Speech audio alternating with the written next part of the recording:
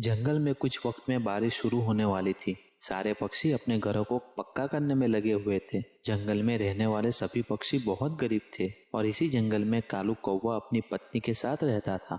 वो बहुत पैसे वाला था, उसके पास बहुत जमीन जायदाद थी। बस कुछ ही दिन में बारिश होने वाली है, उससे मेरी फसल बहुत अच्छी हो जाएगी और मैं उसे बेचकर बहुत सारे पैसे कमाऊंगा। इस बार मुझे बहुत ज्यादा पैसा मिलने वाला है।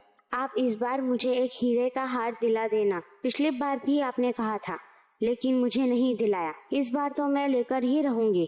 हाँ भाग्यवान, ले लेना। आखिर मैं पैसे किसके लिए कमा रहा हूँ? तुम्हारे लिए ही तो कमा रहा हूँ।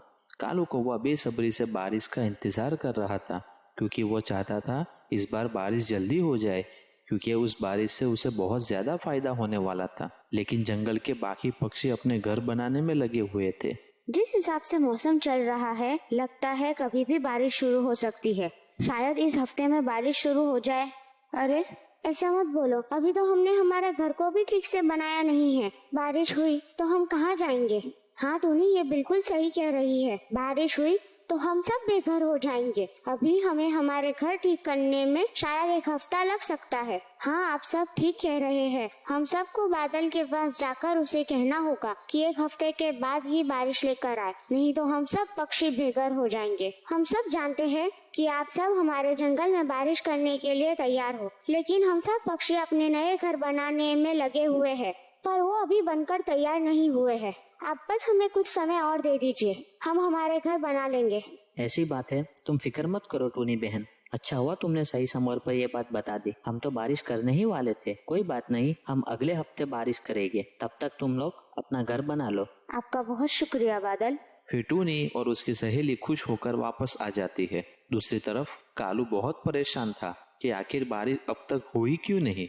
फिर कालू कौवा बादल से बात करने के लिए चला जाता है। अरे आप सब लोग यहाँ पे क्या कर रहे हैं? मेरी फसल को आपका पानी नहीं मिल रहा तो वो बर्बाद हो जाएगी। मैं कब से आपकी बारिश का इंतजार कर रहा हूँ। मेरी बात सुनो कालू, हम सब तुम्हारे जंगल में बारिश करने ही वाले थे, लेकिन टूनी चिड़िया ने आकर हमें रोक दिया और बोला कि हम सब पक्षी पहले अपना घर बना लेते हैं, फिर आप बारिश लेकर आना। अरे आप किन पक्षियों की बात सुन रहे हैं? छोड़ो उन पक्षियों को, ये सब आलसी पक्षी है। आप बस जंगल में बारिश शुरू कर दो। देखो भाई, मैं तुम्हारे मुनाफे के लिए बाकी सारे पक्षियों के घर बर्बाद नहीं कर सकता। तुम यहाँ से चले जाओ। फिर गुस्से से लाल हुआ कालू कौवा वहां से चला जाता। ये सब उस टूनी का किया हुआ है। उसने बादल को जाकर बोला होगा, वही तो पक्षियों की लीडर बनी फिरती है, लेकिन मैं भी इतनी आसानी से टूनी को जाने नहीं दूंगा। अगले दिन कालू बादल की बेटी के पास जाता है। बादल बेटी, टूनी आपको पता नहीं क्यों बुला रही थी? लगता है उसे कुछ काम होगा। टूनी को मुझसे काम होता तो वो यहाँ आती, वो मुझे क्यों बुला रही है?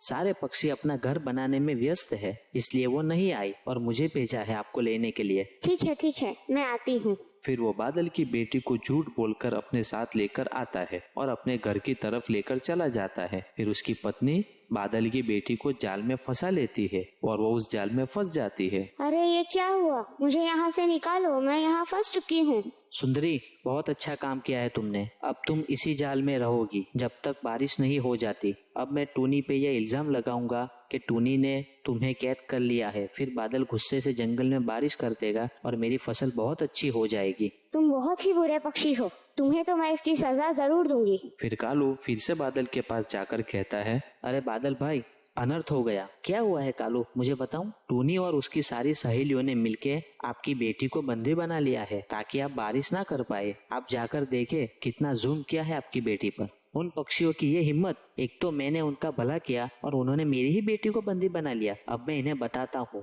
अब मैं इन्हें नहीं छोड़ूंगा। फिर बादल गुस्से से सारे बादल को लेकर जंगल में चला जाता है। जंगल में बहुत जोर की बारिश शुरू कर देता है। हे भगवान, ये बारिश कहाँ से आ गई? हमने तो अभी हमारे घोंसले बनाए भी नहीं है। तेज बारिश की वजह से पक्षियों के घर टूट फूट जाते हैं और वो बेघर हो जाते हैं। लेकिन इस बारिश से कौवे की फसल को बहुत अच्छा पानी मिल जाता है और उसका फायदा हो जाता है। टोनी, मैंने तुम्हें अपनी बहन माना, तुम्हें अपने परिवार का हिस्सा माना और तुमने मेरी ही बेटी को बंदी बना लिया। मेरी बेटी को छोड़ दो, वरना मैं इतनी बारिश करूंगा कि तुम्हारे जंगल में पानी पानी हो जाएगा। हमने आपकी बेटी को बंदी नहीं बनाया है, हम ऐसा क्यों करेंगे? झूठ बोलना बंद करो, मुझे सब पता चल गया है। अब मैं तुम्हें और तुम्हारे जंगल को छोड़ूंगा नहीं। अरे पक्षियों, ये बादल अभी बहुत गुस्से में है, ये अभी मेरी बात नहीं सुनेगा। जरूर उस कालू कौवे ने ही बादल की बेटी को बंदी बनाया होगा। बस तभी वहाँ से कालू की पत्नी सुंदरी कहीं जा रही थी। वो देखो टोनी, सुंदरी कौवी कहीं जा रही है, चलो उससे पूछते हैं। सुंदरी कौवी,